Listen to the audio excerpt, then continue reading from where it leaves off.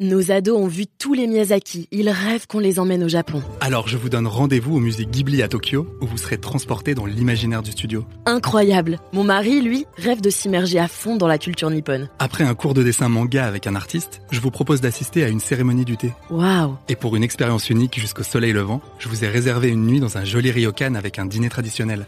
Je nous y vois déjà. Avec Marco Vasco, ne rêvez plus. Vivez votre voyage l'esprit libre. Au rendez-vous sur marcovasco.fr pour imaginer votre prochain voyage sur mesure.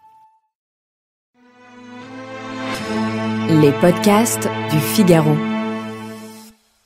Sans être un hooligan éméché, tout supporter vous le dira, difficile de ne pas ouvrir une bière en regardant un match de foot, voire une bouteille de champagne en fonction de l'issue de la rencontre.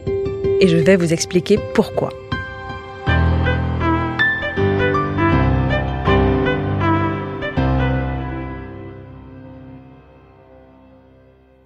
Avez-vous déjà entendu parler de Giacomo Rizzolatti ?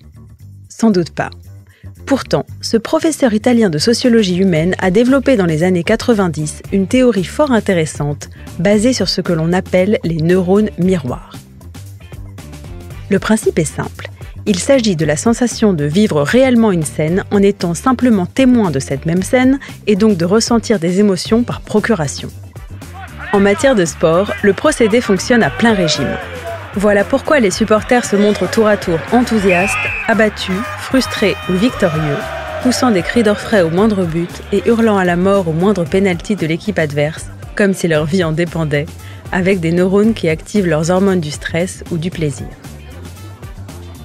Un phénomène qui explique en partie le besoin de se détendre et donc d'ouvrir une petite mousse pour l'occasion. Mais on peut aussi ajouter à cela deux leviers extrêmement puissants qui vont venir influencer nos comportements.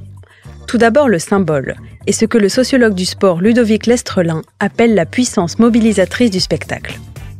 Le fait de boire étant associé à une certaine idée du collectif et de la célébration d'une part, l'effet de mimétisme créant un effet de contagion de l'autre, il sera beaucoup plus difficile de refuser de participer à la liesse générale qu'en temps normal, et donc de rester à l'eau. Du début à la fin du match, toutes les excuses sont bonnes à prendre.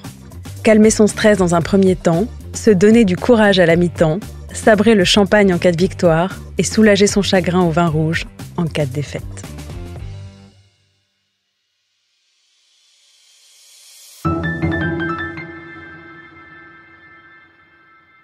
Merci d'avoir écouté ce podcast. Je suis Alicia Doré, journaliste vin. Vous pouvez retrouver Parlons Vin sur Figaro Radio, le site du Figaro et toutes les plateformes d'écoute.